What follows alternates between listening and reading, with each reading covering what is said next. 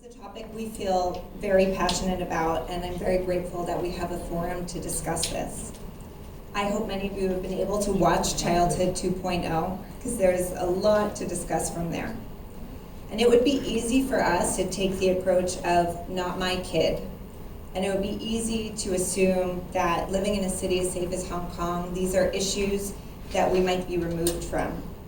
But over the past few weeks, after speaking with a lot of parents, what's been abundantly clear is that the issues we'll be discussing tonight, such as screen addiction, cyberbullying, sexting, are all issues that many of us face.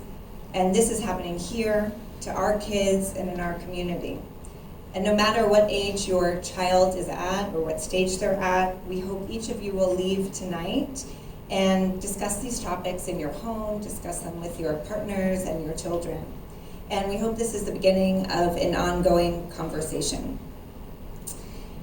Tonight, throughout the night, you will have the opportunity to ask questions to our panelists using the QR code that's on the screen or on some sheets around you. So you can ask questions in real time as they come up. And we will have the chance at the end of the night for a live Q&A.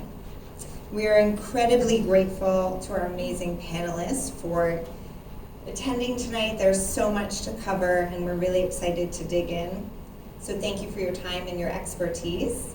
I'm just going to introduce our panelists and our moderator, and then we'll get started. So tonight we have with us Dr. Sylvia Doo, who is a pediatrician specializing in child development. We have social worker Joe Tang. We have psychotherapist Leung. And we have the founder and CEO of Infinite Screentime, Arcadia Kim. And Ben Hammond is our moderator. Ben is a managing partner at Ashurst, where he leads the firm's non-contentious regulatory practice. But more importantly, he is a father of 3 boys. He's been in Hong Kong for 8.5 years. And thank you, Ben, for moderating tonight. I'm going to hand it over to you. Marvelous, thank you very much. It seems to be working. Yes, I think the non-contentious regulatory probably is the least relevant aspect of it. I'm a parent of 3 children, the oldest of whom is 5. I'm not a Carmel parent, but I am a member of the UJC. So hopefully I bridge that gap. And my role here is certainly not as an expert. Yes, completely irrelevant. If you need regulatory advice, though, I'm always open. And so very much I think the purpose of this evening is to sort of facilitate the conversation. I came to the video of the film as part of this as well and found it very enlightening, and I've got a lot of questions. And I think as we go through this evening, I think the intention is that it is a very much an open forum. We don't have a particular agenda, but we do want to cover the topics which are relevant to you as parents. We want to raise awareness of the issues so that people go away, I think, with a sort of nuanced view of this. We also maybe want to, I think there was a sense in which we want to frighten people, create a buzz, that was the flip side of it, so that people do respond, but not leave people feeling powerless. And I sort of hope as we discuss it, I think people will also see that, and we've had some interesting conversation just preparing those opportunities to think about how one deals with it. It's not one size fits all. And hopefully we'll talk not only just about the negative effects of social media, but also some of the very positive effects of it. And it's not just about turning phones off. I'd ask that as a question. Anyway, so maybe just with that, maybe I could just go around the panel and ask you just to introduce yourselves and a little more about, you know, what kind of, I suppose, what you bring to this, because I know we've all got different expertise and different sort of perspectives on the issues we'll be talking this evening. Maybe Sylvia, I could start with you. Hi, good evening, everybody. I'm Dr. Sylvia Doo. I'm a specialist in the Developmental Behavioral Pediatrics. By that means that I do a lot of assessments. I see kids with special needs, but I always talk to the parents that I'm not labeling them, but actually I'm just trying to help looking at the kids' strengths and weaknesses. Okay, so, well, cyberbullying, of course, is part of my, cyber addicting will be part of my daily work sometimes, but I always see the underlying reasoning. So I'm very honored to be here tonight. So I'd like to share with you yeah, I think I'll leave the time to others. Well, thank you, Sylvia. Maybe just going around in order. Joe, did you want to maybe go first? I think it was already on. Can you hear me? Yes. Hello, I'm Joe Tang. I'm also a parent. I have a daughter. Okay. Anyway, I'm a social worker. I'm now working in Hong Kong Christian Service Online Addiction Counseling Center. I'm already working here for over 10 years, and we are handling cases of online addiction, especially for the teenagers. So try to share some our experience to you tonight. Okay? Great, thanks, Joe. And Katie, do you want to? Good evening, everyone. My name is Hippie. It has to be pretty close. There we go. Okay. Yes. I'm a child and family therapist and psychotherapist. My background is actually also social work. I've been in Hong Kong for about 3 years now, so most of COVID. And prior to that, I was a child and family therapist in a non-for-profit agency in Canada. And I've been practicing about almost over 12 years now. I know I don't look it. And most of the work I do are with adolescents and children and families. And the families that come through my door have a range of needs. And I talk to a lot of teens about the topics we're going to be talking about today, and they share with me a lot of insights about what it is that goes through their minds when they're thinking about sharing or not sharing. And I hope that today we can maybe have a discussion about what we can do together to help the kids feel more safe to share and offer a solution, or multiple solutions. Okay? Thanks, Katie. And Arcadia? Hello, my name is Arcadia, and it says there I'm the founder of Infinite Screentime, and you might wonder what Infinite Screentime is about, but it's about unlocking the infinite potential of what screen time is by recasting any of these negative stereotypes that we have about screen time. And it's really about building this dialogue and understanding about what technology is so that we can start having conversations and having more of that sort of open communication and parenting conversations around this thing, this technology, or this thing that has, this uninvited thing that is coming into all of our families, and try to put a place for it. And so I've come to this conclusion about infinite screen time largely from these two very disparate things in my life, which is being a parent of 3, and then prior to becoming a parent, working in the video game industry. And so I was the chief operating officer of Electronic Arts, Los Angeles, where I worked on The Lord of the Rings, Medal of Honor, so these big sort of multi-million-dollar sort of franchises, and being very much into technology myself, and then having children, and then being like, oh, I know what it takes to make these video games. They're made to be addicted, and I became the most strict mom because I realized, was I a drug dealer? Maybe I was, and maybe I should be limiting this thing. And like, Dr. Friedman, you were talking about how you had that moment where your son screamed at you. I had a moment as well where my son threw an iPad at my head. And that was my big wake-up call about having to have a different conversation around technology. And so, Infinite Screen Time, I'm essentially a family technology coach.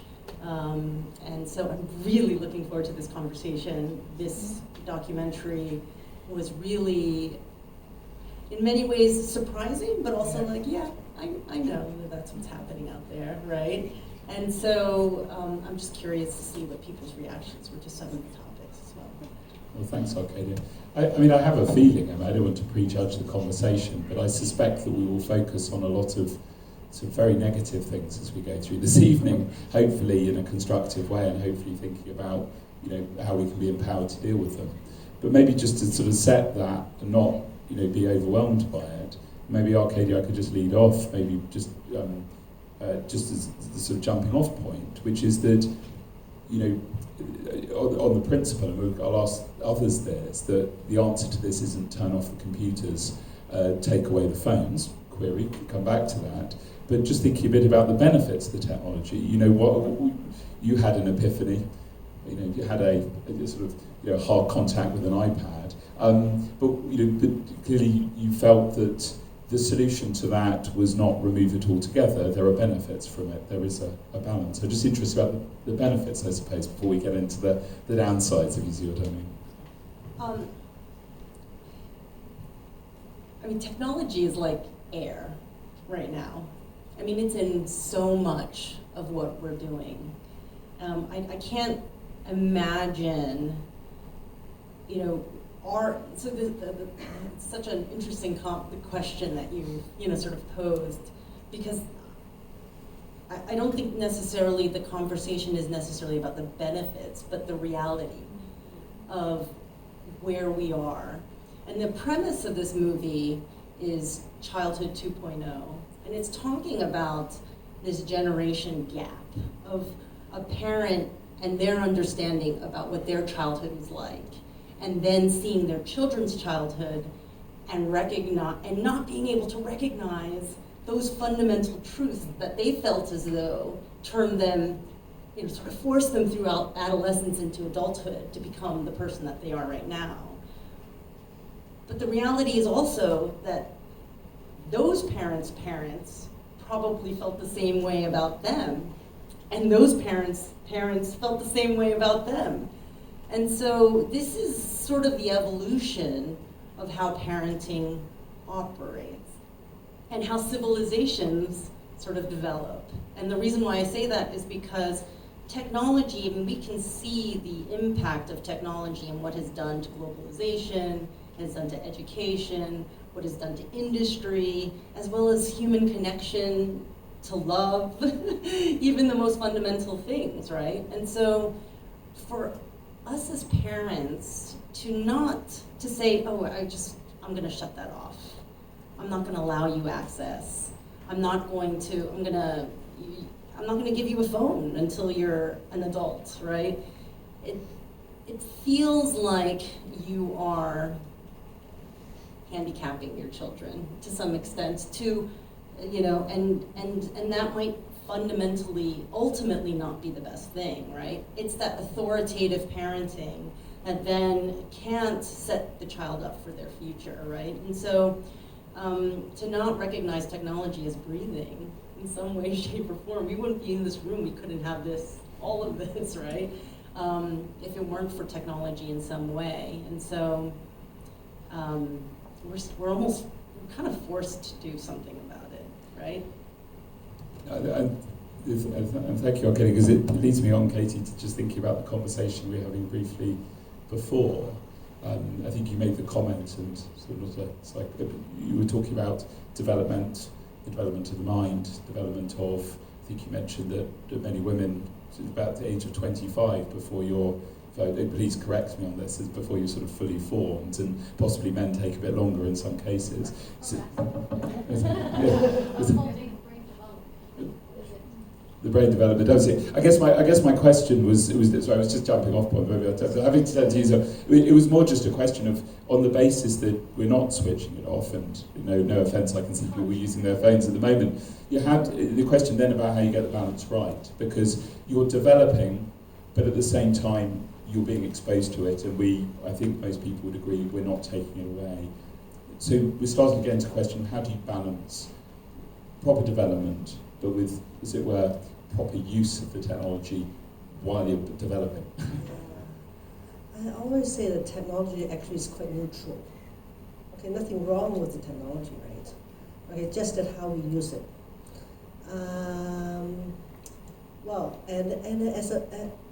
As Arcadia said, it's evolution, especially this COVID. Can you imagine that if without technology, everything shut down, well, nothing can proceed. Okay, now everybody knows Zoom. Okay, we do meetings. and then save lots of times traveling. Where then we can Zoom meeting with people around the world. That's fantastic, right? Okay, but well, go back to your question. Yeah, how to strike balance? I think different ages will have different idea for that. Okay, for as basically, do you heard about the words electronic pacifier? No? Okay. So actually I think it's quite common. I always see that's happening. People's giving iPads, mobile phones to very, very young baby. Okay, they will stop crying, they will stop whining, whatever. They will just play on the phone, go to the restaurant, they don't really eat. Every kid, if your family is of 3 kids, they have 3 iPads on tables. That's terrible. Then that's just too much for me.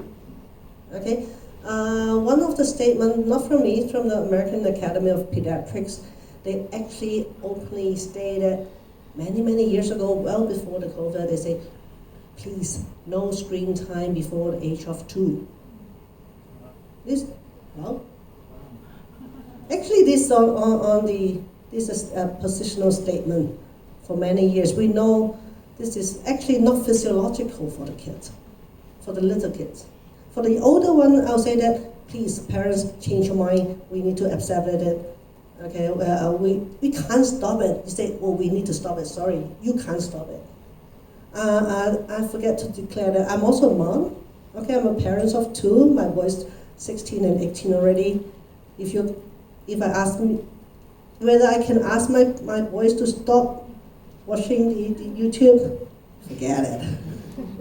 Right? But I think the most important thing is they know what they're doing. Okay, don't keep it secret. We keep open communications and make sure that they're doing not the illegal thing, not so harmful thing, and that they get to talk to you. And also understanding why they are going into this, they are so addiction with that. Why they are avoiding to do other things, any problem with the peers, any problem with the learning. Maybe they have other problems, they have stress. Okay, we need to address for that. Not just stopping whatever addiction is pointless.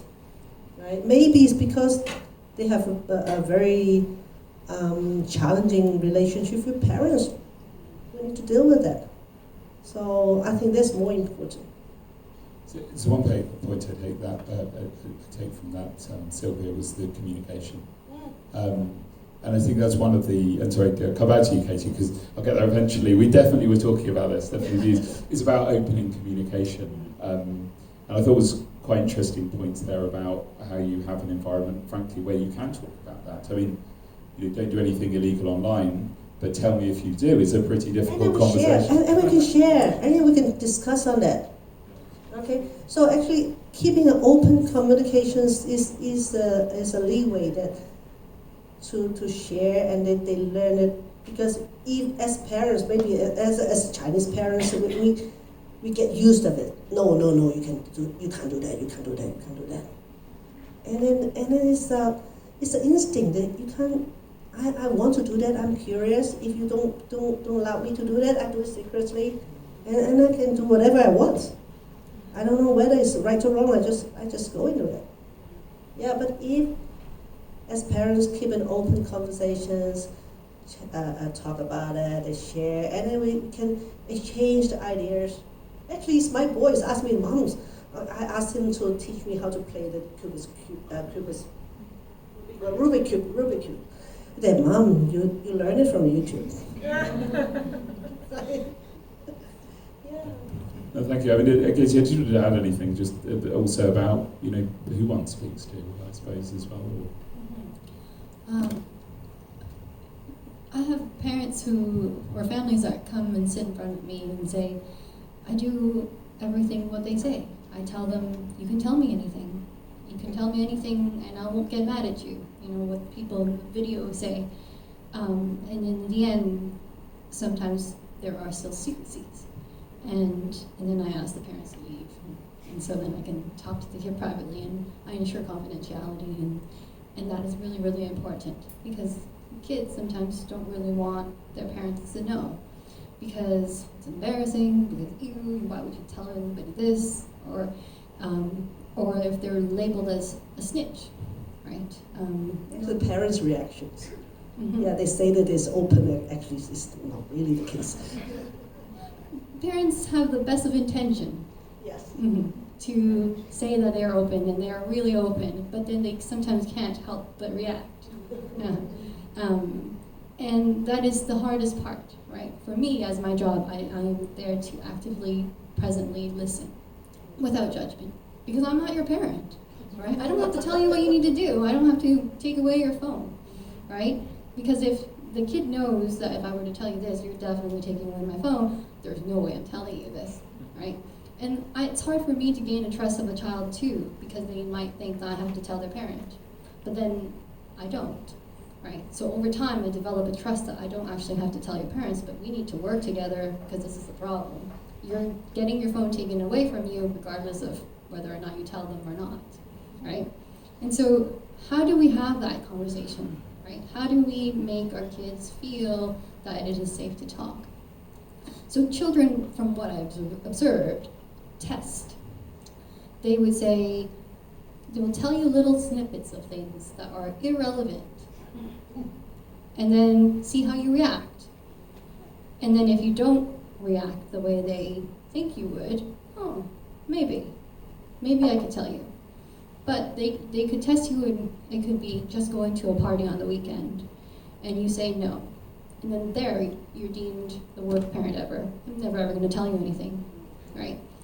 I know this because I ask them and they tell me, so, right? So it's really hard to know what's inside your child's head, right? It could be a nuance of a disapproval look. It could be something you had said before, right? You had said that if I did this, I'm the worst child ever, or I'll never get to do this, and all those things. But how do we get through to them is being able to maybe even ask questions, right?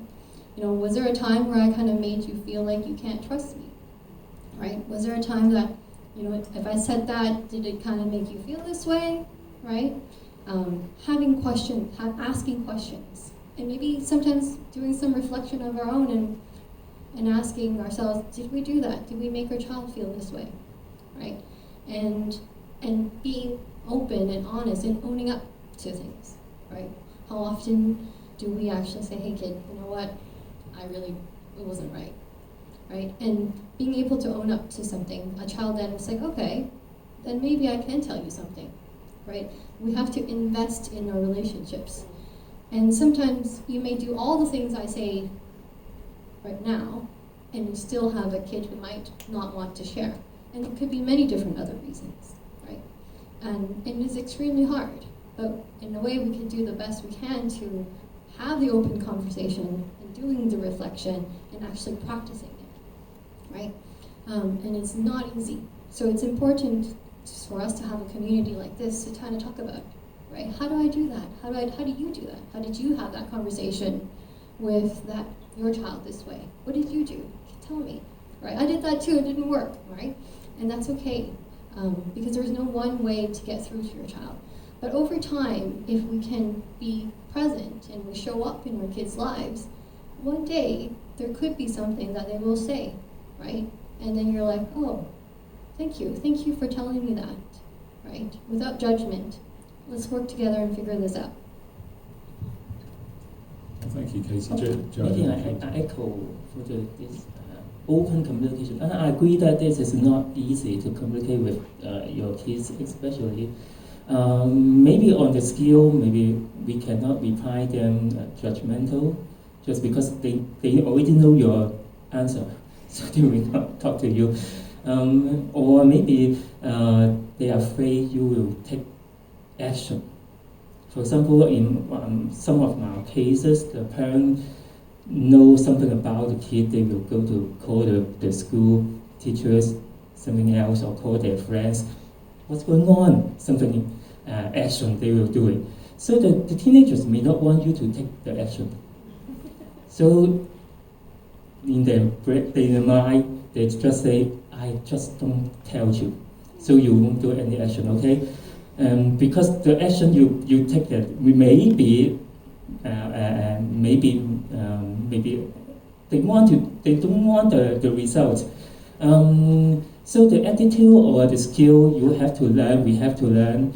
But moreover, I would like to tell you is the communication is a process. When we grow up, we don't want to talk with our parents, not just like a kid, because we are growing mature. We want to do it by ourselves.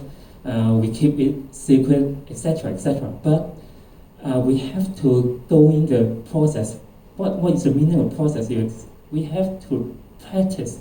What is the meaning of practice? Is just think of yourself. Will you talk about many secrets or things to your mommy, daddy when you are teenagers, when you are not familiar with your daddy or kids? Will you talk with them? You will not. But we have to, first of all, to build up a good relationship with them. For example, we play with them, we have fun with them, we talk about comics, we talk about teenagers' cultures, etc. When they feel comfortable to talk with you, then they can go to step 2. They will try to share more with you. And then to step 3, they can talk to you about their secret or any difficulties they face. So that is the process to communicate with them. Well, thanks, Joe.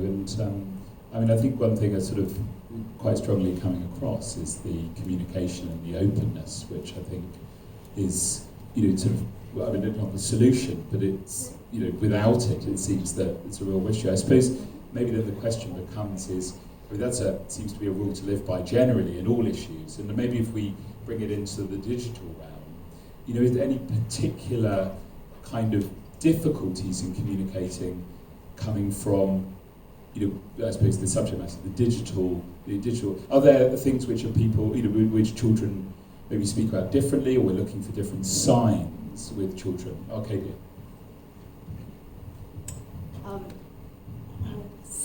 So here's I guess as a parent, I always want to know some tips, right? I always want to know, I want to walk away from these things like, okay, what am I supposed to do, right? Because this is the challenge, right, of this topic.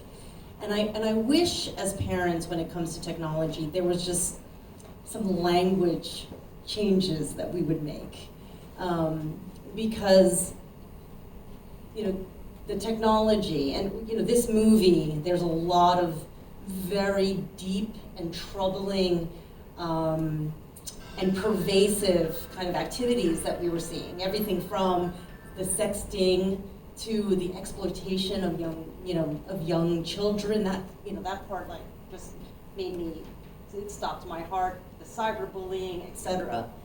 And there's gaming and a whole bunch of other things. And so, and I'm happy to also be sitting on this panel with Joe, right? Because on the topic of addiction, I wish that we would stop using the word addiction so casually when it comes to technology, right? Oh, my kid's addicted to Roblox. He's addicted to Minecraft. I wish we would stop using that word in connection to technology, because when you see real online addiction, sex addiction, when you see that, it's not a simple flighty thing, right? It's not kids playing on video games. It's not just regular texting, right? It's something that's pervasively deep. And it was also something that Sylvia was alluding to.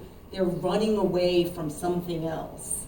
And there's something deeply troubling in their life that has nothing to do with the technology. And in fact, the technology becomes the soothing mechanism. Is that right, Joe? That you've probably seen in a lot of your cases, right?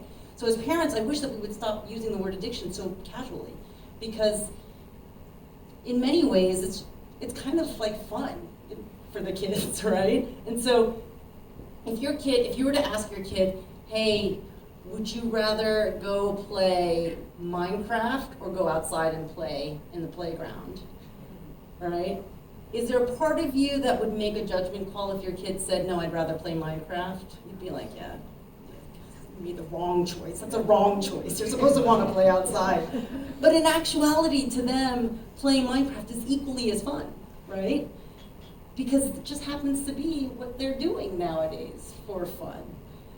But then when they make that choice of Minecraft, we say, oh, you're so addicted to Minecraft. I can't believe that you would actually choose Minecraft over going outside. And so I wish that we would have different conversations, because once you start to make that, and what you were saying is that that's an indicator. You're basically saying, I have made a judgment choice on what you have chosen between your modes of fun, and now I have signaled to you, I do not ever want you to be talking to me about Minecraft, even if it's something that you really love. You've signaled to them, I don't want you to, talk to me about that particular thing that has to do with technology. And I think that in this realm, particularly because of the fact that it's a gateway to a lot of other things that could be troubling, like the sexting or becoming friends with online people that you don't know, or cyberbullying, and all of a sudden that little thing that was just a very innocent aspect, you've now shut off. You've indicated to your child, this is something that I don't want to have a conversation with you about. And that's could potentially be dangerous. And so does that mean you say, oh, you can play Minecraft as much as you want, right? Because I'm too scared to have that conversation with you.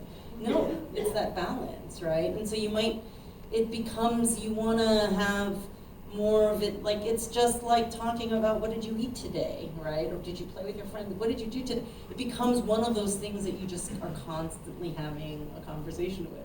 And in fact, one of the other tips I would always say is have your kids lead that. They love talking about technology. They love telling you about all the things that you don't know, right? They love it, they love it.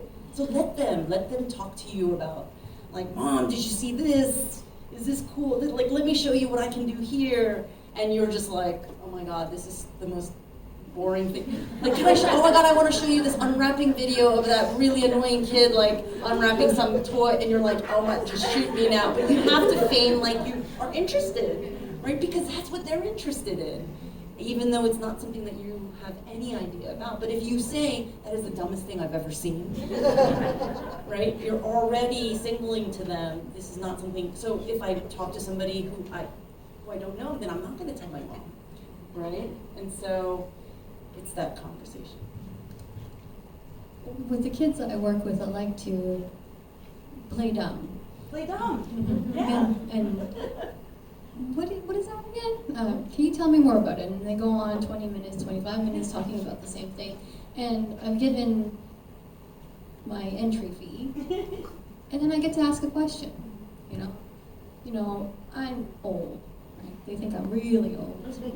And it's like, help me understand how that works. Like, I'm about to have a conversation on cyberbullying. And then one of the kids says, you should be asking the kids these questions. And it's like, very true. Well, if you are the expert, how about you tell me what we should do? And then they can go on and on about the safeties of what you should do online. And it's fascinating about actually what they know. And so when we ask questions, actually when we give them the time and listen, then we can ask questions like, well, what happens when somebody says, you suck, right? How do you respond? And it's like, don't worry, I know how to do this. This is all I do. I play cool, right? I was like, well, what happens if, somebody said something that actually hurts? It's like, well, there was that one time that happened, right? And then it's like, oh, how did you respond to that, right?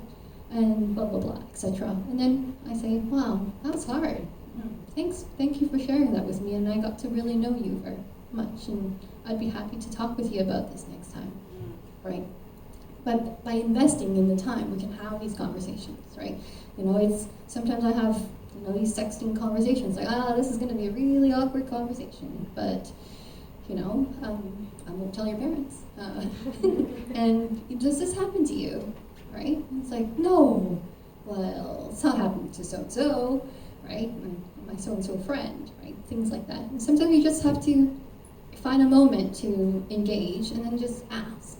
And they might actually surprise you and tell you something. They might tell you more than you need to know. And then you might be surprised that they know, and then you actually feel a lot safer. 'Cause sometimes we're afraid to ask those questions because then we gotta do something about it. Because they're also afraid to tell you and then they're gonna do something about it. But you might be surprised. Yeah, like Joe was saying, they don't want you to do anything about it. Like they won't tell because you're going to do something about it. Right? I agree that online or gaming is nowadays the culture. I think we cannot go away from it. For example, I love watching movie. Star Wars. I'm friends of Star Wars. When I'm talking with my daughter, she just keep okay, but I like to share and share and share. I can talk a lot of movie and I will not stop. When my cases, the youth talk about PUBG, talk about Minecraft, they talk about the gamings, they can't stop. So what is the difference between us? Because we love what we love, so we share a lot. Yeah. So gaming is their culture, so they love it, they share with you, talk about it. And we love movie, we talk about a movie a lot. So we keep sharing, and we don't have to make any judgment on their interests or hobbies. For example, you may like to talking about shopping, but maybe your kids will. But that is the same. When kids feel interest to their hobbies or interests, they will talk about it more, and you will know more about them. For example, any bullying when you are playing PUBG or Minecraft, Roblox games. Do anyone challenge you or angry with you? How you deal with the argument? How they learn to deal with in the online environment? This is really a learning process for them. There's no difference between us, no difference between online or offline. When I am young, I do go outside and play on the playground, and my mother she still worry about me. Don't talk to strangers. There really are real strangers come here and talk to me and try to take my phone number. There's no difference. And also in school, many people will say, Joe, you are blah, blah, blah, blah, you are just like something. They will keep bullying us because I'm very thin. When I am young, and I'm still thin now, I'm not good in any sport. No one play with me, but I like soccer. When I play soccer, do you know how to divide into team? We just 1, 2, 3, 1, 2, 3, and 2 captains and choose the players. And I will tell you, the 2 captains choose any players, and I'm still waiting here. No one choose me, so I'm bullying. I'm doing too, but so that's the same even on online or offline. So what we have to talk with our teenagers is how you handle or how you tackle this issue. So for my experience, I just go away. No, I still wait for my opportunity. I can pay the goalkeeper. I just stay here and I can pay. I keep I just want to play, okay? I just want to get some fun in soccer. So I will tell myself and try to let me more comfortable, okay?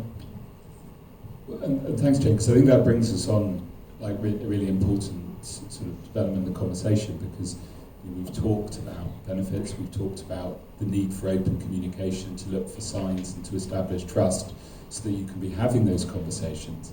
But I suppose it then brings us on to think actually about, what are we worried about? But hey, we're all well-adjusted parents here, right? We go to a good school, we don't have these problems.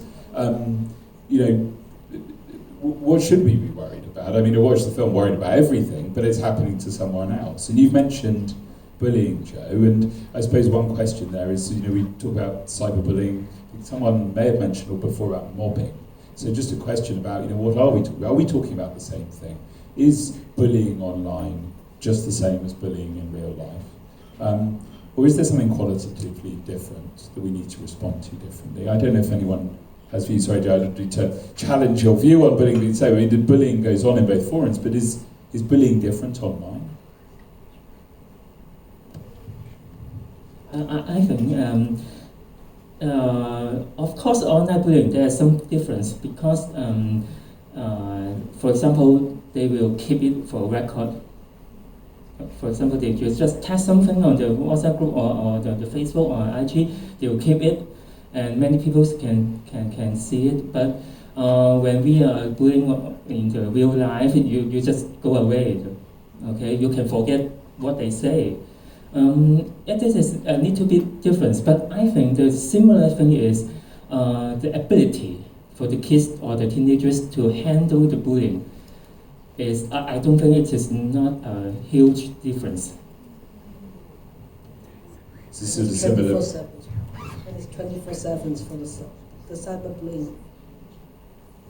That's the issue. They can go away, and it just mentions they will keep finding the ways to invade your account, so they can write on something. And Sort of relentlessness of it.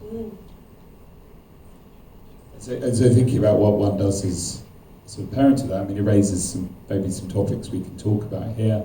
The first is questions of the degree to which we should be looking at our children's media, the extent to which questions about breach of trust, or the extent to which actually we should be reviewing them or not reviewing them is one. I mean, maybe take that as a starting point. I mean, should we be there? I mean, the child in the playground being bullied, you may hear about it afterwards, but you're not contemporaneously there. We have the opportunity to monitor communications. How do we feel about the choice actually to literally be reading all your children's media? Do we think that's a good idea? So one of the things that has changed generationally about parenting is that it's very child focused nowadays, right? And so we, so largely our parents were much more authoritative than perhaps our parenting, and I say perhaps because culturally it really depends on so much. But perhaps nowadays, which is really this trend of very child-focused parenting, right? And so while we were saying that this open communication is a really critical aspect of sort of managing technology and understanding where the kids are coming from, sort of on that extreme side, or on that like much more focused inward side, is that our kids are, because of the fact of this online presence, they're in this kind of very self-focused microscope of seeing the world, right? And you throw adolescence onto that, where you're sort of trying to figure out who you are and your identity, and then in this online space where they're trying to figure out who they're trying to project to the outside world when they're still so unsure about who they are. And I'm sure you've seen this a lot more, but what I've noticed on the online space is that it is really challenging to hash all of that stuff outside, like out there, in chat rooms, on Instagram, in Snapchat, right? When you're so unsure yourself, right? And so, when I work with families, I really try to focus on what your family's values are and how to be able to create that safety net for that child, right?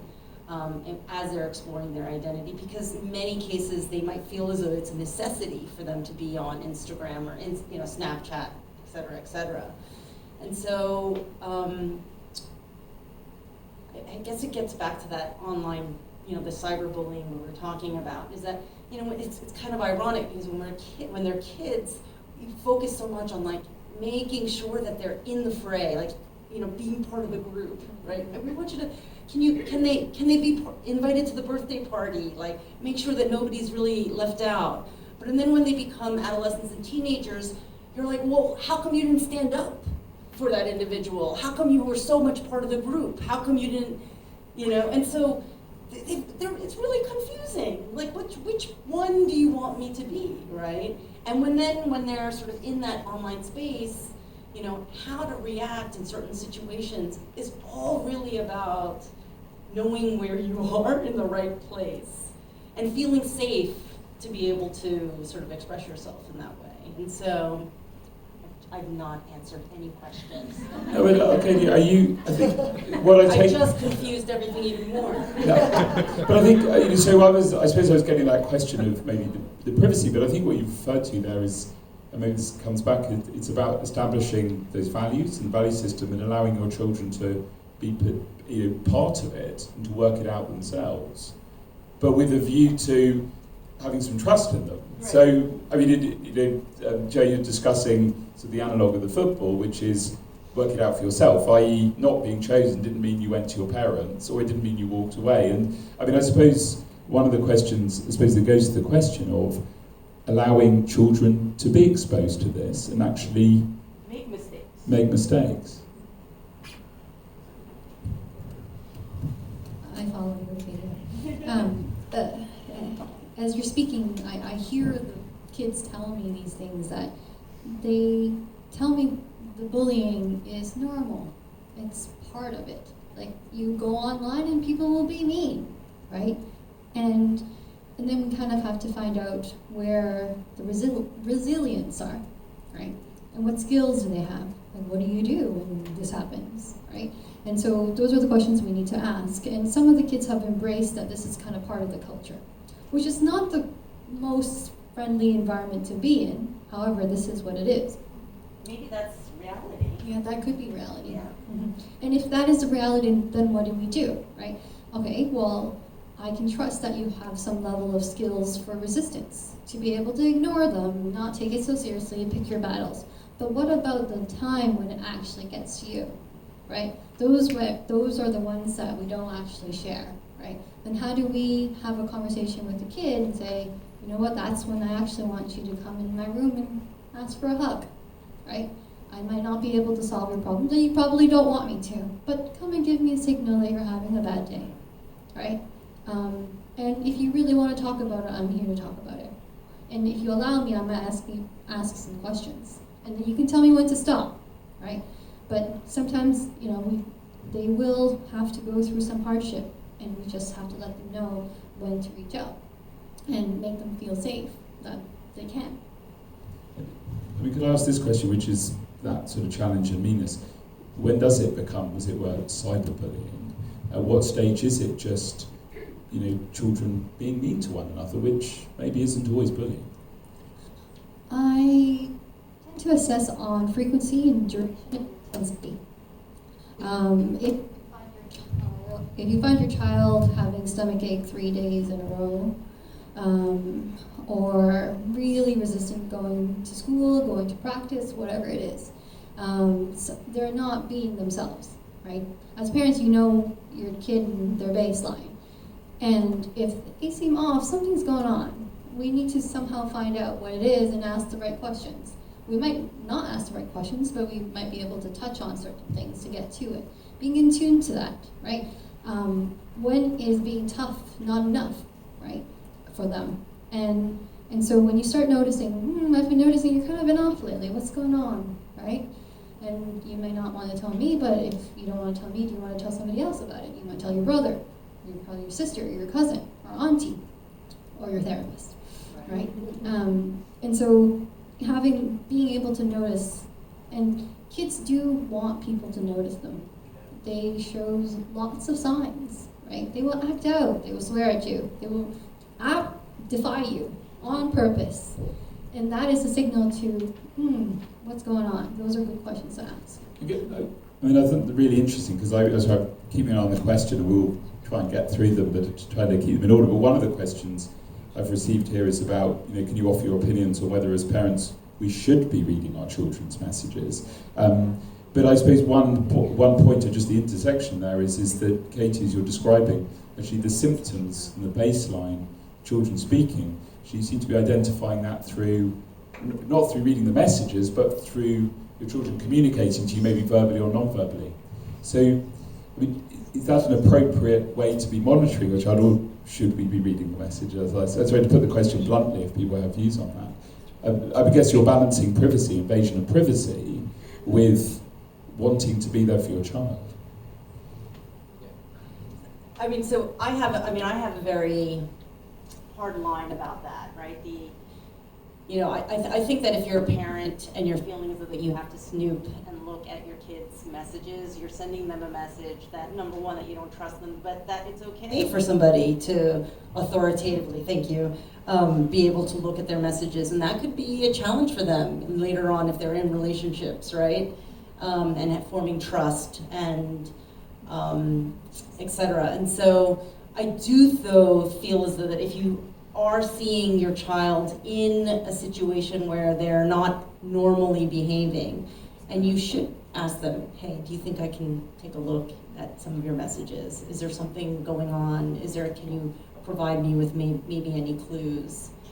If mom was gonna go look into your messages and see something, is there something that you could tell me about before I do, right? I mean, by offering that as an opportunity for them to be able to sort of confess or come clean or give an opportunity to explain themselves, it's a really wonderful place for them to be able to have agency, not only into understanding what's happening in their lives, right? But also being able to share safely with you, right? If you do look at your child's messages, trust me, they are figuring out ways for you not to look at the messages, right?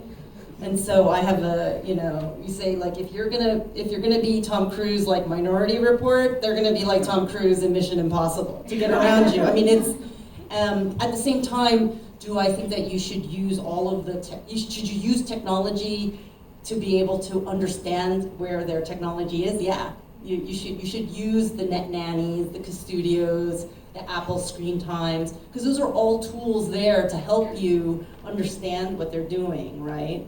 But they're there to help mentor your kid, not monitor your kid, right? Because there's no way we can stay on top of this technology. It's just impossible, right? I've just been having all of these conversations about ChatGPT, right? And I mean, it is now AI is involved, and it's learning faster than we can ever catch up, right? And so, and our kids, they are savvy, right? They are savvy. You had the article of there's no such thing as a digital native. Yes. Right. Because the moment we're saying, I understand this, something else has happened, right? And so, in we kind of almost have to surf it. We've got to, sort of read the signs and have the conversations, and with this knowledge that we're discovering this together, right? Thanks, Arcadia. Just so you know, there was an article in the FT today about no one's a digital native, and it was making the point exactly that no matter how savvy you think you are, the technology's always moved on before you get there. And I think the point I sort of take from that is actually, if you start to look, it will just take place elsewhere. And so it's better to have the open communication. They'll take you to what you should be seeing at the time is right, rather than you trying to operate a sort of mini surveillance state, and that's maybe less successful, I think. So just it's also very stressful for a parent. If you're like, I have to monitor it all, like every day you're gonna be like, oh, what are they gonna do? It's gonna, it'll make you. But I would like to say you are doing very good there. Exactly. Really. Being a parent, we need more encouragement, all of you. Okay. I really like your you just say we are not monitoring, we are mentoring. And you mentioned that we state our intention to read their text. This is a very important point. We have to tell them what is your intention or your purpose to read their text. And you show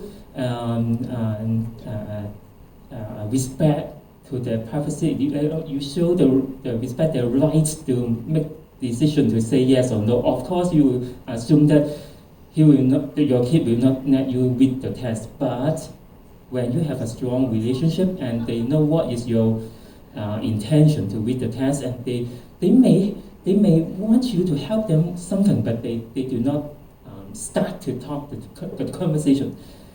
So when you show up the respect and genius and your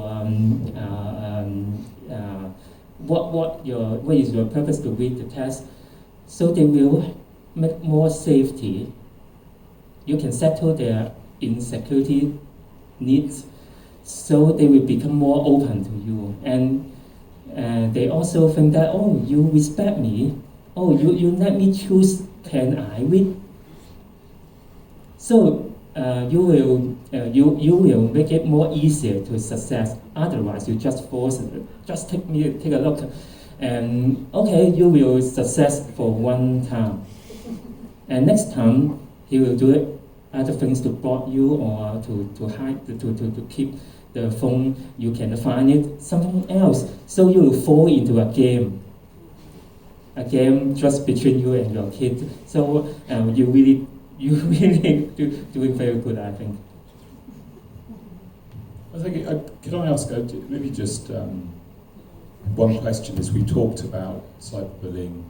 We will come on because there's a lot of questions about screen use, and maybe we'll just park that one and we'll cover those points maybe in a bit. But just kind of keeping the theme, we've talked a lot about cyberbullying. We've mentioned sexting. I'm watching the film, we've got sextortion. We've also got kind of suicide ideation and suicide as a very disturbing outcome of some of this, but also of itself, I think, as well. And use of pornography and access to pornography online. We've been talking about cyberbullying. I'm just wondering about these other harms that children are exposed to, or young people are exposed to when using social media and the internet. Is what we're talking about here, the communication and these issues, is it the same across them all? Is this a strategy? Is this across all are there particular issues that arise with some of those other topics? Maybe there's a different nuance to something else we should be talking about. I don't know if anyone has. Is this a strategy to deal with all harms, or are there some sort of particular points around some of those?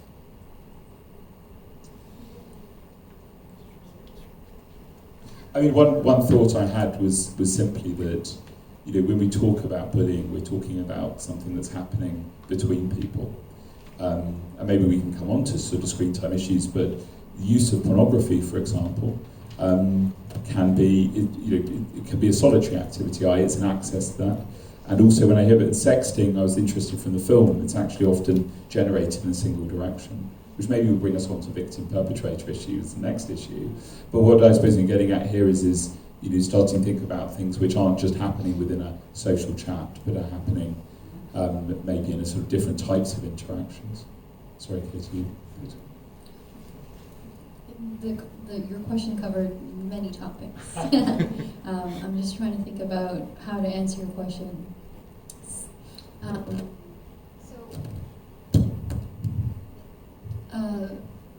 The sexting, the pornography, is a really tough conversation to have, especially of teenagers or 10-year-olds. They'll be like, ew, right? But it's an important conversation to have. And I guess it really is based on your family's values and how you would want to approach it as parents, right? It's important to have a conversation with your partner about when and how to have that conversation and who, right? It could be a both people thing or one single parent thing. Schools do cover quite a bit about it, but sometimes it's important to have a more private conversation. And these types of conversations are very serious, and hopefully we would have developed a relationship prior to the day that you have to have this conversation.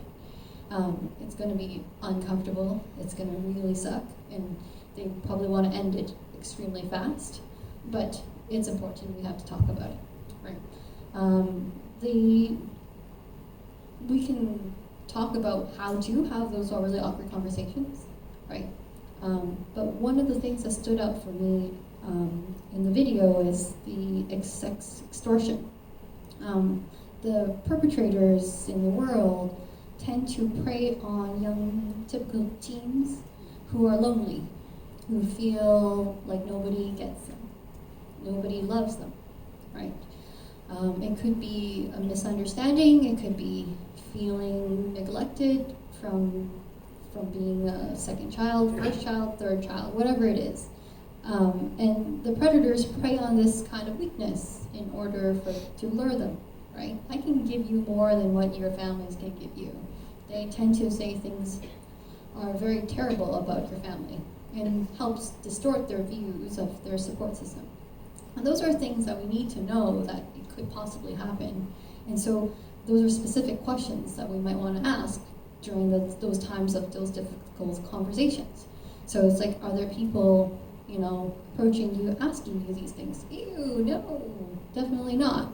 But then perhaps maybe, right? Well, if they do, how do we react? How do we respond, right? To what do you do if this happens, right? Being able to ask them questions. They might not actually tell you that it's happening, but you asking them can help them think about it. What happens if it does happen, right? And so it's parents' biggest fear is to feel like your child doesn't think that you love them, right? But at some point growing up, we all feel like our parents don't get us, right? But it's important for us to continuously try to be there, try to be present. Like what Joe says, teenagers want connection.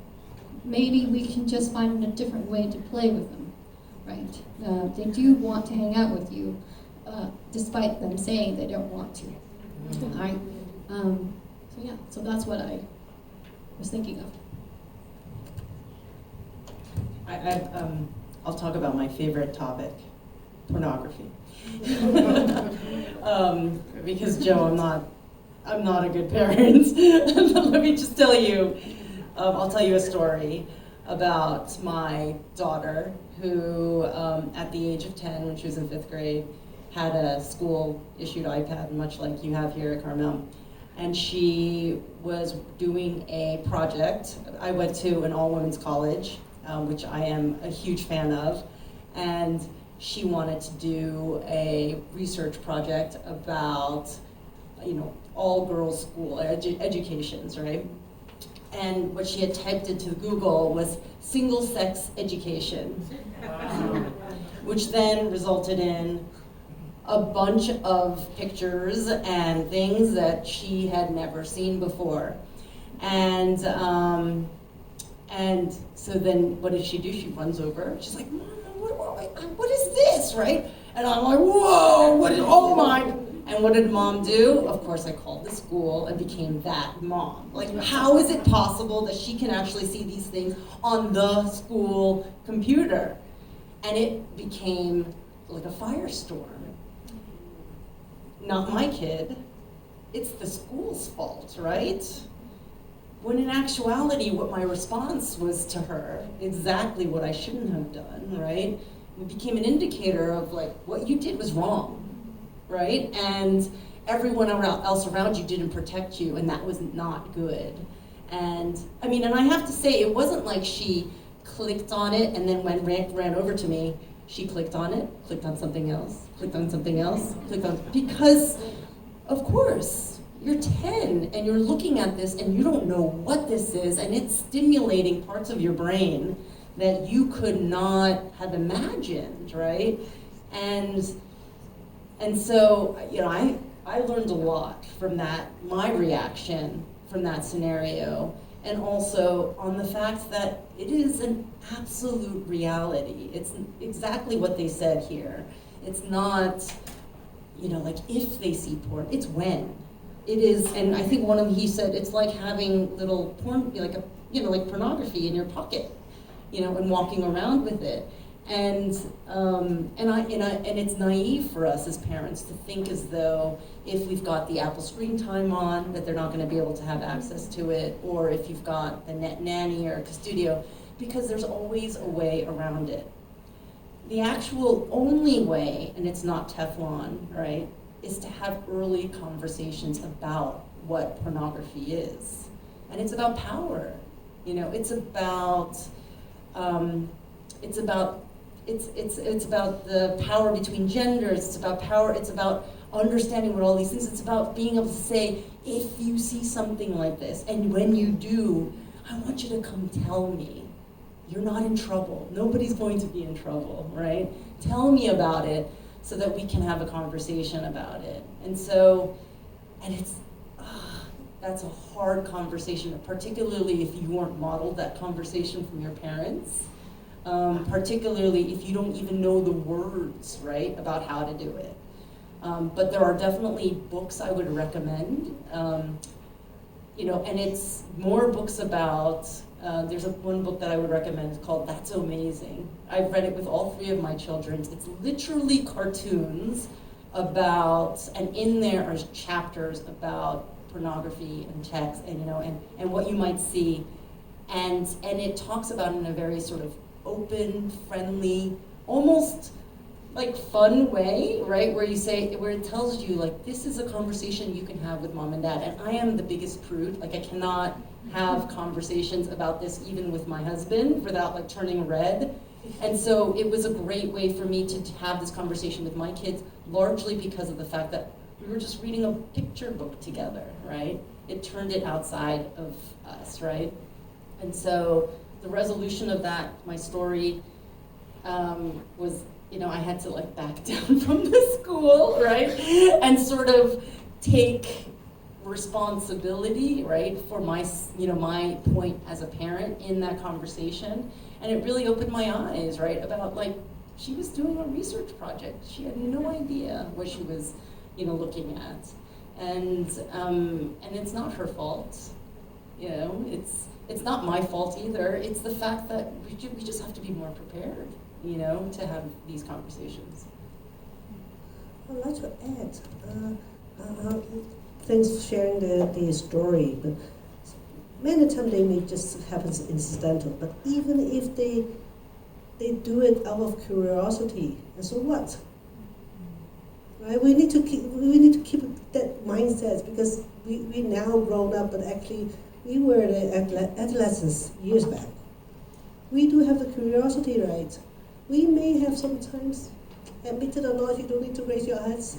We wanted to do something really not allowed by our parents, right? Right. So we need to keep our mind really refreshing what we did when we were young. Yeah, it's out of curiosity. Okay, but and then that can create communications. For example, you know, when I was young, I was curious too. I did look at that, but yeah, but it's no good. And you can discuss what do you think about that? And yeah. I would like to share for my cases. First of all, we should not assume that they will doing something wrong when they watching on such kind of media, sex video, etc. Because we assume they will doing something bad, so we are being nervous. We are worrying a lot. But for most of our cases, I can tell you, most of our teenagers, they know something. They because they are affected by our culture, especially I think the Chinese culture or some gender issue, gender culture. We know we already educated by the society. We know gender equal. We all talking about that. In many movies or in many medias, so we will respect other genders, or we know what is sex. Okay, so they may not doing something wrong or thinking something wrong when they watch such kind of things. So we first of all we have to not assume that, because most of my cases, they know that when they see a picture, they know this is wrong. They know that's not good. Even they watch it, oh no, okay, but they will not do it. Well, thank you. And I mean, one of the points that came across very clearly, I think, of course, that is this value judgment that we're almost imposing, right? Either the assumption that something has gone wrong because it's happened, or that, frankly, it's not a normal thing to be doing or to be curious about, and the fact that you've done it, therefore, is something has gone wrong. And so I think there's quite a distinction between things that go wrong and things which actually are opportunities to have conversations. And actually not having that conversation, it sounds like, actually perpetuates or potentially pushes it into dark corners.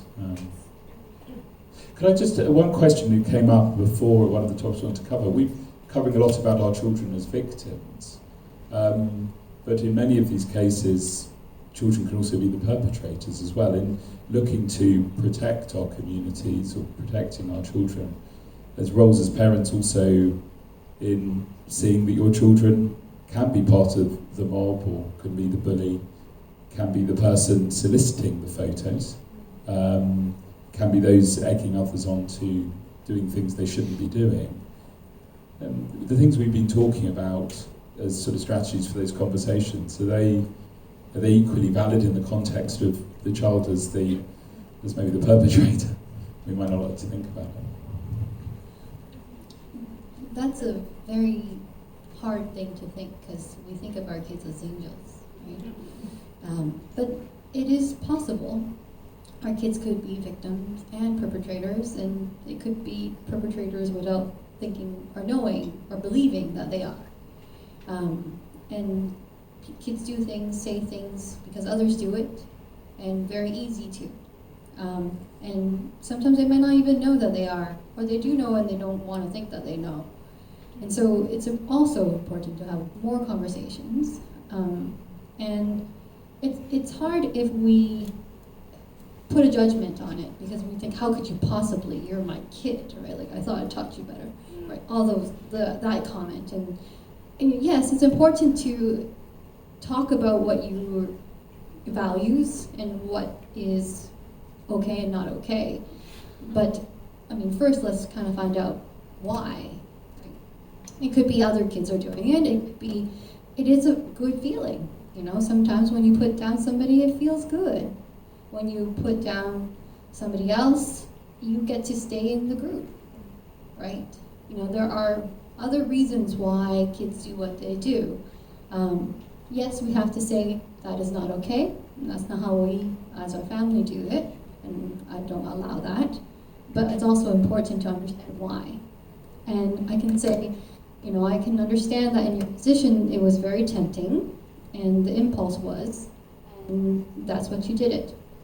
I hear you and I understand where you're coming from, right? And that is not okay. They could both be valid at the same time, right? And so, those are some of the conversations we have, and we sometimes find out when we're sitting in the principal's office and learning about this about our kid, how could that possibly happen, right? So it's having the saying, these are not okay, but I also understand why. Thank you, Katie. I don't know. It's the empathy. I think it's something as parents we need to learn to. Always we start with as judgment, no, that's not good, stop it. But actually, I always like to start the conversation, I see you're not feeling well. I see something wrong with you. I see something struggling. Must be hard, right? It's not easy for us to say that. But it's something I think we get to learn. And then whenever they feel that we understand, they're easier to open up. Thank you. Yes, I agree. We can learn it, especially. I do agree.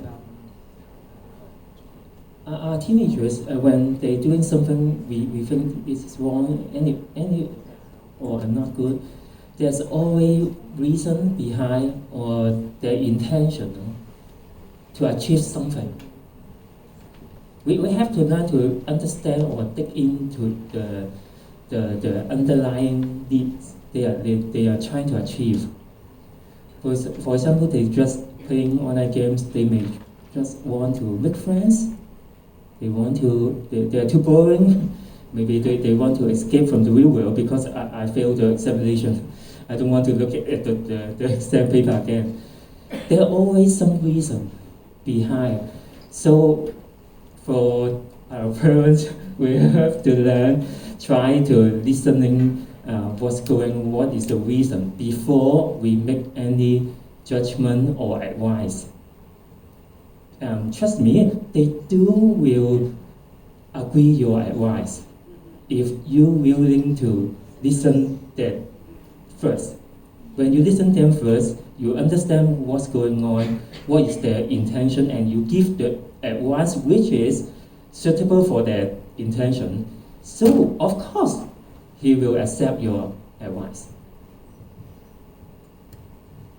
Thank you, Joe. I think we'll do about another 5 minutes of discussion, then we'll open up for those that have questions as well. And maybe if just at this point, and slightly breaking the flow, but just want to pick up some of the questions we've received as we've been going along. And particularly, quite a lot of the questions, as I read these, around screen time. I think we talked a little about you can't just turn them off, turn the devices off, and you say no. On the other hand, I think we're talking about balance. So maybe I could ask this question. One of the questions, I think, of the themes of the question is what are the recommendations about screen time? And the second is also about the impact of screen time, or the use of devices and how that affects behaviour. I think we've had some particular questions both around the impact on concentration levels generally, but also some of the immediate impacts afterwards. I think there was one particular question also about questions of children with ADHD becoming hyper-focused on sort of television. I guess that would make for many media.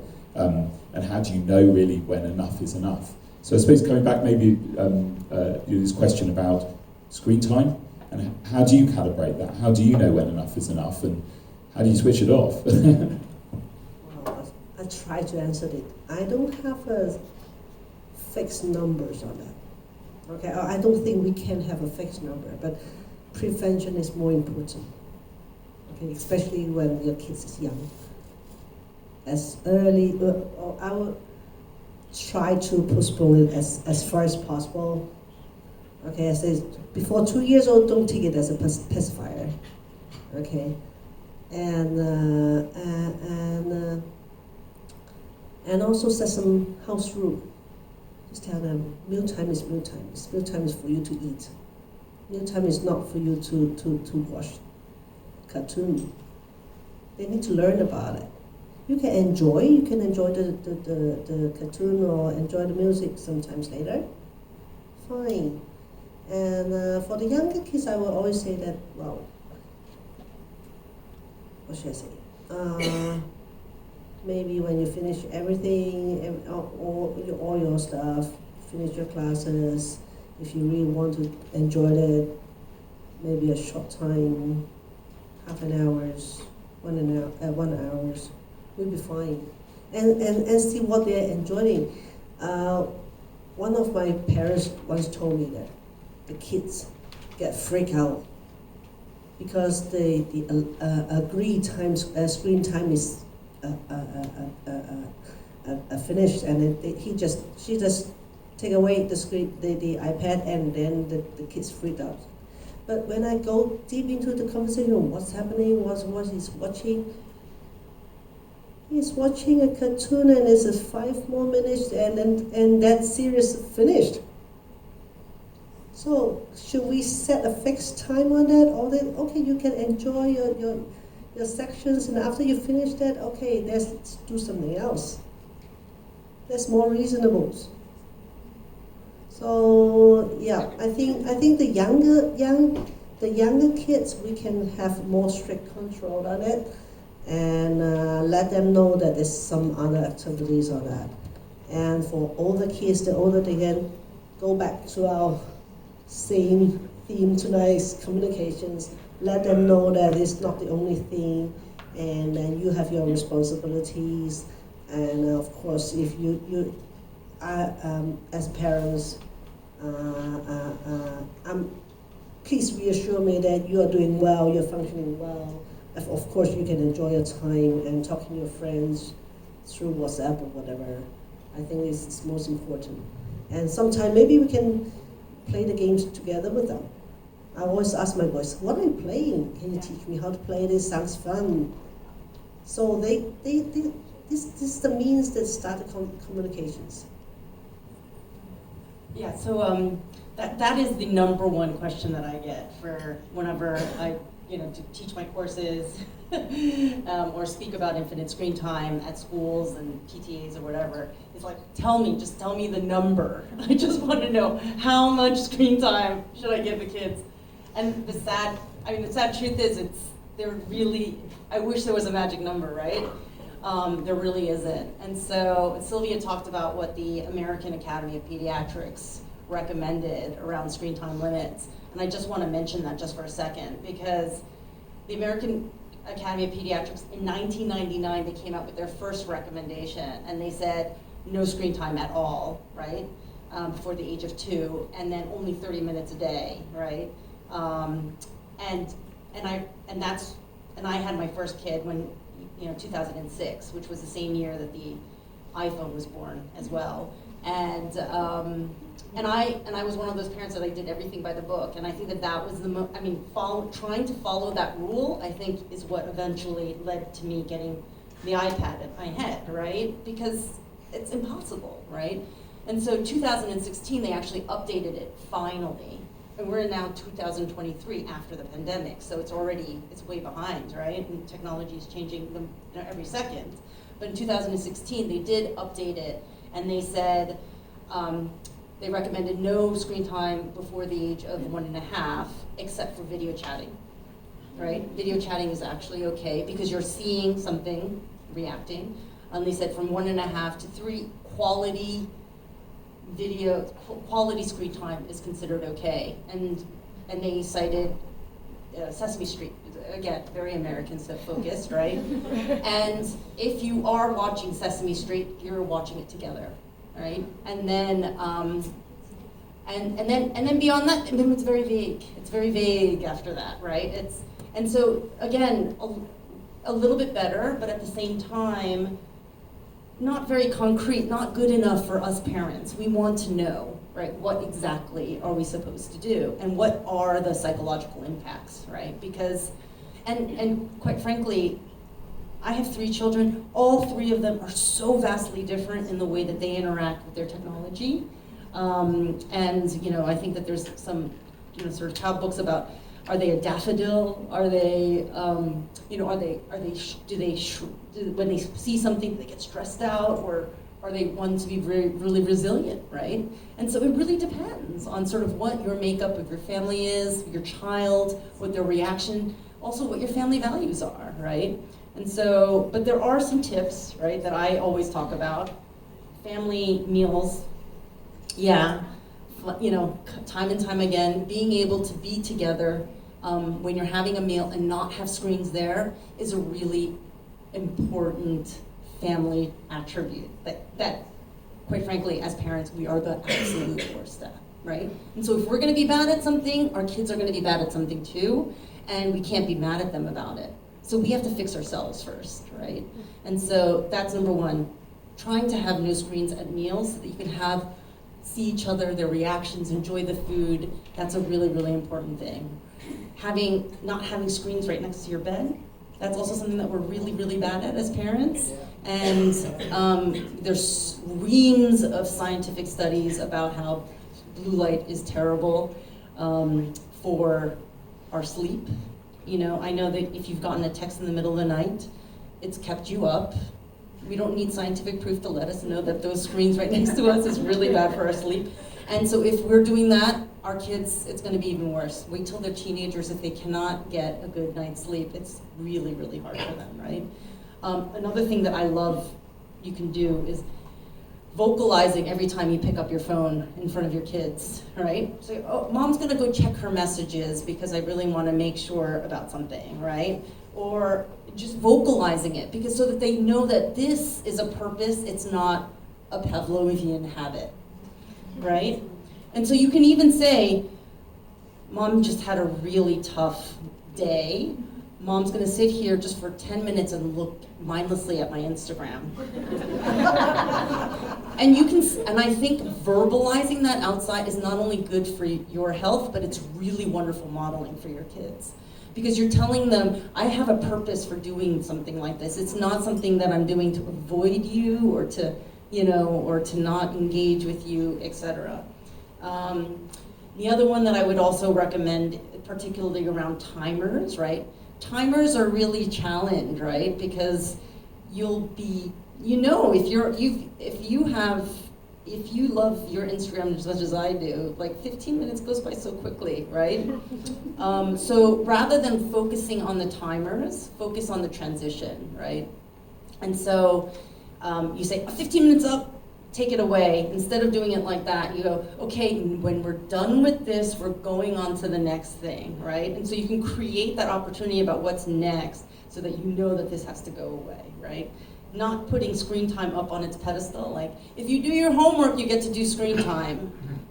Don't do that. Because what does homework have to do with screen time? Absolutely nothing. You can say, after you finish your homework, let's do screen time, but not if, right?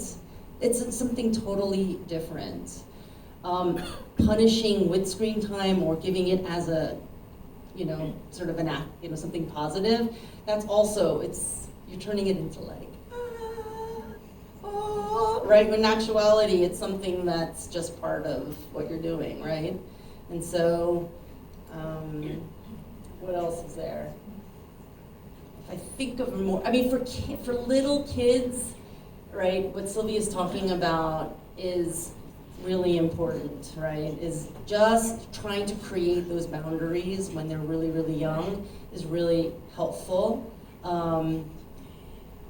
Although I was just talking to another parent who we were talking about how I remember when I was breastfeeding my second, and first the iPhone was born, right? So I didn't have that so readily, but with my second, iPads and iPhones were everywhere.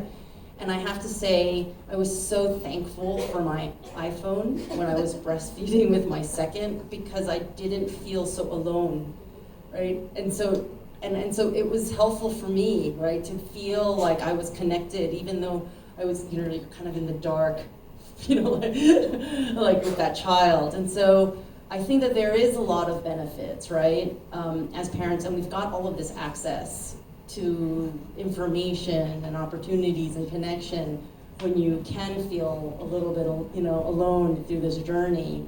And so to be so structured around those rules and not give you that little chance, right, to just breathe is really important. So like, I don't like judging families who are watching their iPhones when they're eating, because, like at the restaurant sometimes, right? Because maybe sometimes you just need that opportunity to be a little silent. Have that kid just shut up so I can eat, right? I think that that's okay. I think that that's part of that negative connotation of screen time. We want to dispel that. And so, but just knowing that you're being intentional about it as opposed to numbing yourself with it, right? I just was like... To add on the kids with ADHD, it is hard for children, individuals understand that children will have a hard time focusing, have an easy time focusing on a phone or a game, but it uses different parts of the brain, and I'm sure Sylvia can explain that in more detail. But it's important for children's development to have consistency and routine.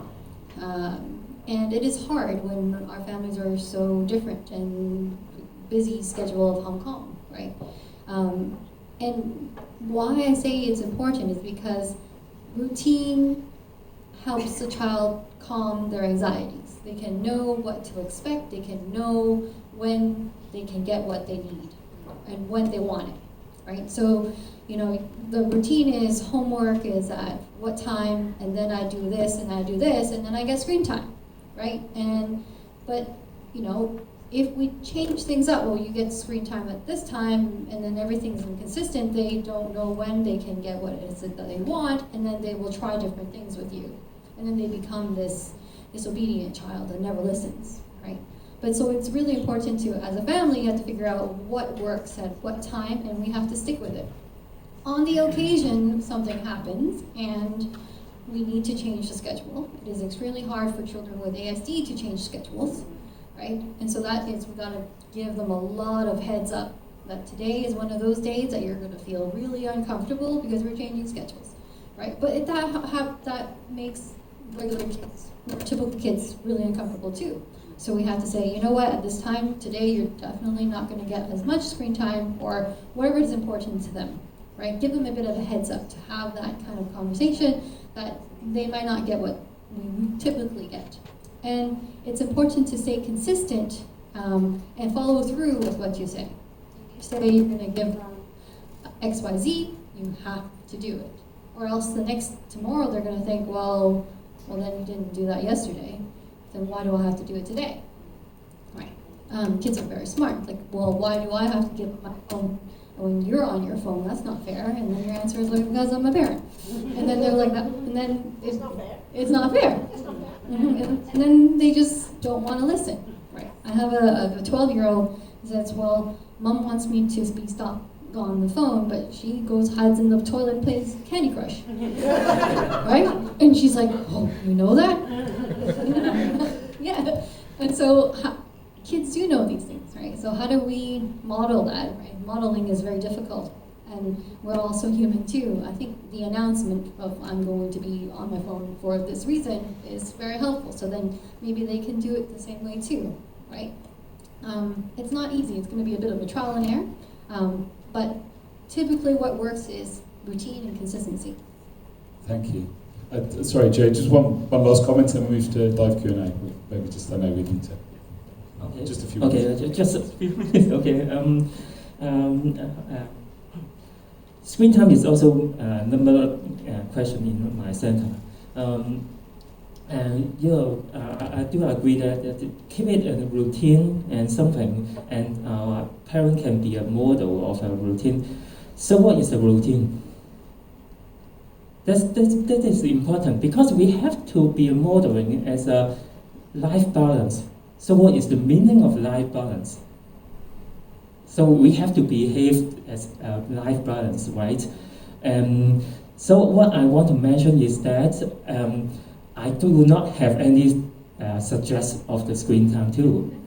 But I would like to mention is we can suggest you to have a balanced life, which means let's say when you agree with the kids 1 hour, okay, 1 hour.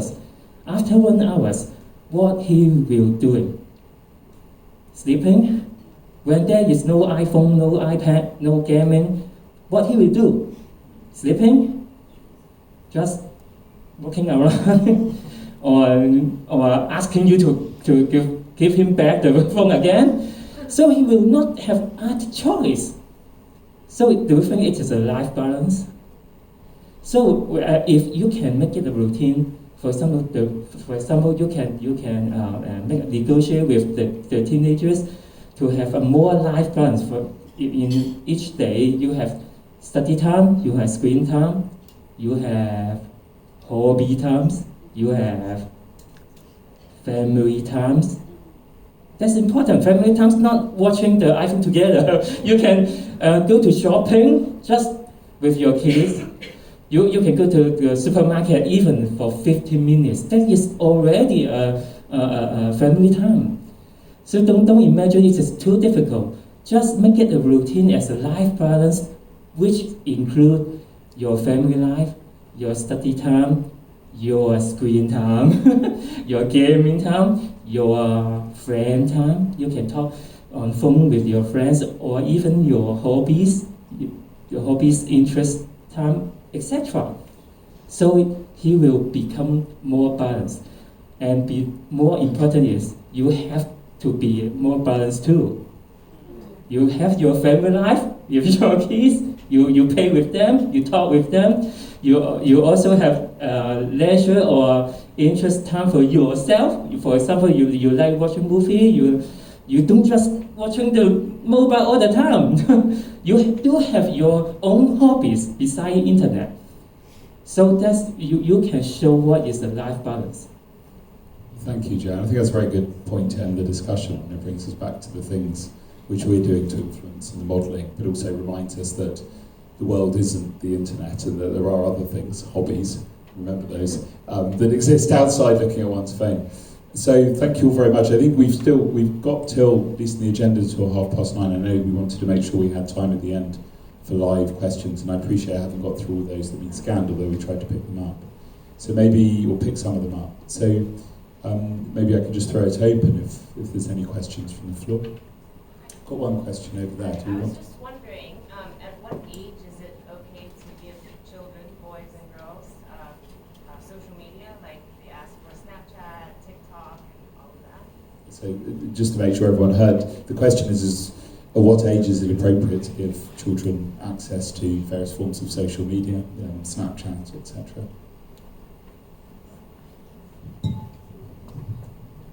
So most of the social media applications like Snapchat, Instagram, etc., are there's it's called the COPPA, right? So Children Organization Protection Act, right? Which that organization has ruled, because of the fact that there's online components to it, that those apps are recommended to be 13 and above.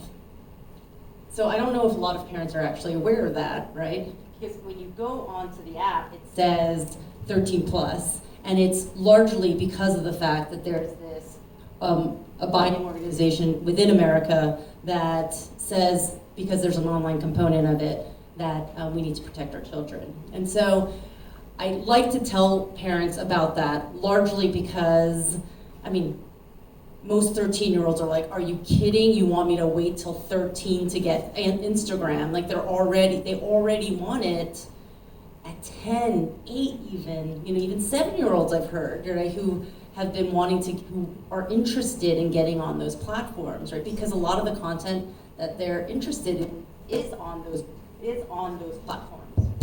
And so I like to tell parents about that because you can use that law to be on your side, right? And so if your child is not on those platforms, you can say, well, I really can't help you. I'm sorry, but you kind of have to wait till you're 13 because that's what the law says. Well, all of my friends are already on it. Right? Maybe, I don't want to be somebody to show you how to go against that rule, right? Always a really good, sorry, this is annoying me. Always a really good technique, right? It works really well, right? Particularly if you want to have this kind of open conversation. And if they say, well, why? We'll be like, well, let's look into the reasons why that law might be there.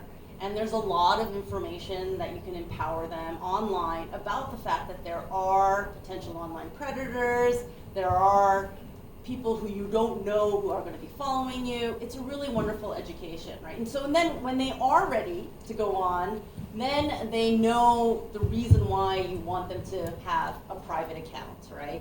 You want them to have a private account. And a private account means that they can only be friends with people that they know, because there's no such thing as an online friend, right? Oh, this is a friend, I met them online. There's no such thing. Only friends are people that you really know, right? And so it allows you to start to have that conversation.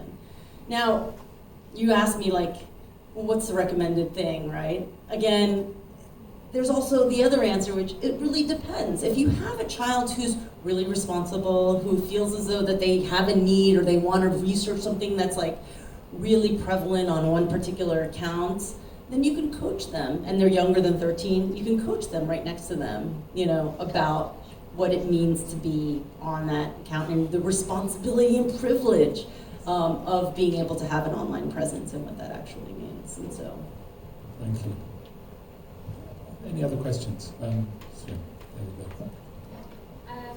Sorry, just you were talking about checking children's phones, and you advised against checking phones. Do you think it's relevant if you check with your child? And we're talking about ongoing communication. If you have a relationship with your kids where you are constantly talking about it, and it's not like I'm taking your phone when you're sleeping, or I'm going to check your phone. It's like, oh, did you get any messages? Let's check it together. Does that That's make it beautiful. acceptable, or is it still not advised? No, I think isn't that beautiful? That's a beautiful thing, right? That's like almost like your kid being like, Mom, come to the party with me. I would love you to come to the party with me. Or you're inviting yourself. Yeah, I'd be like, oh yeah, right now. Yeah, but and your mom, and you're like, Mom, I mean, I would love that. Like, I want to go to the party, and she's like, okay, fine, come along. Like, that's great. I do this thing with my daughter. She's, on Instagram, and we sit next to each other and we compare our Instagram feeds, right? And she's like, why do you have so many babies on your feed? And I'm like, because I love looking at babies, right? And she's like, and she has like all these crafts and like these, like, and we love comparing what our feeds look like because it's interesting. I get to know a little bit about what she's into, and if she's, and if a little Kardashian pops up every once in a while, then we talk about that, right? It's like, because Kim Kardashian will pop up if you follow her, right? It's just, and it's part of being on Instagram, right? And so we do this little fun, where we make fun of each other about what's on our feed, right? Because it's that point of conversation, right? I think if they're invited, if they allow you to do it, then that's a beautiful thing. Yeah. It's very rare. It's not rare if you sort of start doing it from the start, right? And so actually my daughter does something really terrible. She'll snatch my phone and then she'll start liking things to like sabotage my feed, right? Because and then she'll start like liking cars, right? I'll be like, why are cars? And she's like, and so it's this kind of funny. She's understanding how the algorithm works, right? And they know, and then she sabotages, she's doing these funny things. And they do that to their friends, right, by the way, right? They do that to each other. And so if you're in on the joke, that's a really wonderful thing. Sounds like you need some protection. Yeah, I do. Question, just... I know we're not the exact age, but what is, because my daughter's now at the time, about getting the smartphone. What age, about when we get smartphones, or when, this is like a big debate that she keeps asking me about. Yeah. Don't want to do it, and what, I don't know. I just wanted some more feedback on conscious advice around smartphones. So the age... Around between, she's 9, so, but it's half I think friends are having, I can see why you would have it, and then other reasons why not to, so I'm just looking for feedback. So some feedback on the age at which is appropriate for a right for a child to have a smartphone. Yeah. What have you seen? Well, some parents tell me that they actually want to give their child a phone because they want to be able to track where they're going. Because there's a Track My Phone or Track My Kid app. And because of that, they would choose to give their kid a phone at whatever age that they feel like they are walking independently. And yeah, it really is up to your comfort level and the demeanor of the child. You may have a very mature, 8-year-old going to 26-year-old kid, right? But you could have, a 16-year-old who acts like an 11-year-old kid as well. So it really depends on the maturity. And it's hard when you have siblings, because then you start one for one kid and you have to do the other, right? Yeah. So let's hope that your first one is more mature. It's important to talk to your peers about that. The other parents, what are you guys doing, right? Because it could also be a cohort thing, right? If all the kids at 12 at that school at that age is getting it because of whatever reason, there must be something going on, right? Collectively, all these parents feel like 12 years old are okay, right? But if you still like, okay, that's my baseline, and I'm not comfortable with it, then go with your gut, right? It's really important that you communicate these things. So yeah, your peers are doing it, but I'm really uncomfortable. You can call me a bad mom, but not yet, okay? And I hear you, and I understand you, and you really, really want it, and it really sucks, and still it's a no. All right, and I love you. I'm doing it because I love you, right? yeah, those are the things to have, the conversations to have. You two are doing very good. You're doing good, very good. Exactly. This is the communication. Whatever you give him to use a Snapchat or a mobile phone, I think that's the same issue. First of all, we have to have a communication with your kids, and I think we have to mention 2 points is, first of all, we listening the reason why they want to use Snapchat or use the mobile phone. When they tell you I want to use Snapchat, why? Because my classmates, all of them using this software. So what can I do? I'm being ignored by my classmate. So you understand what's his difficulties, right? Similarly, why he want a cell phone and he keep asking for you? There's some reason behind.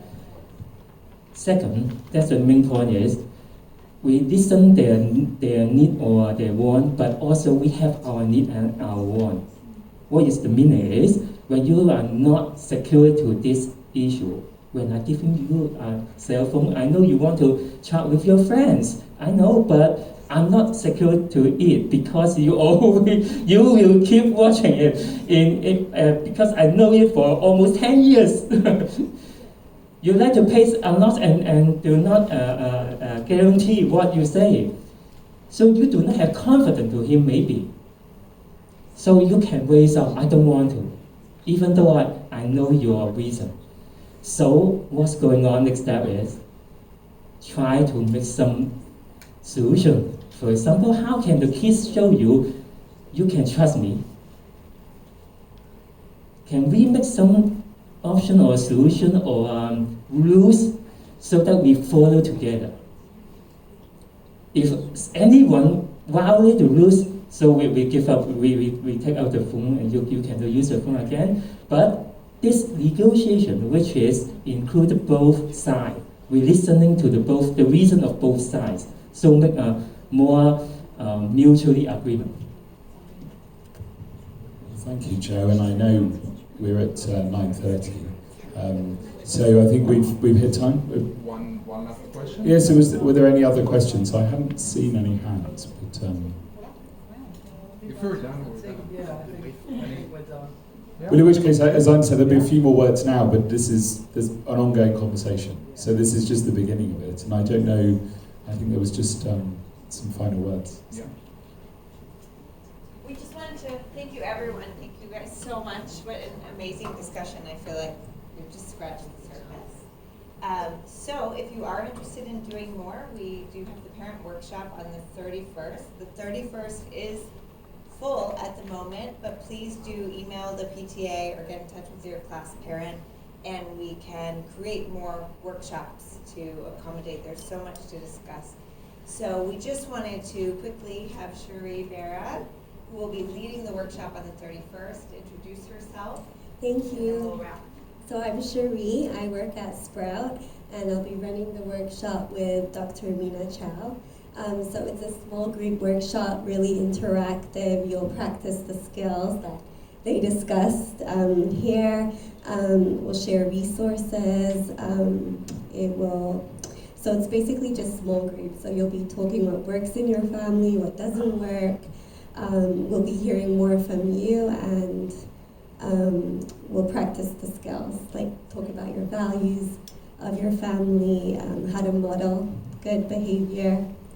And I'm really excited to do it with Dr. Mina. Yeah, I hope to see you guys there.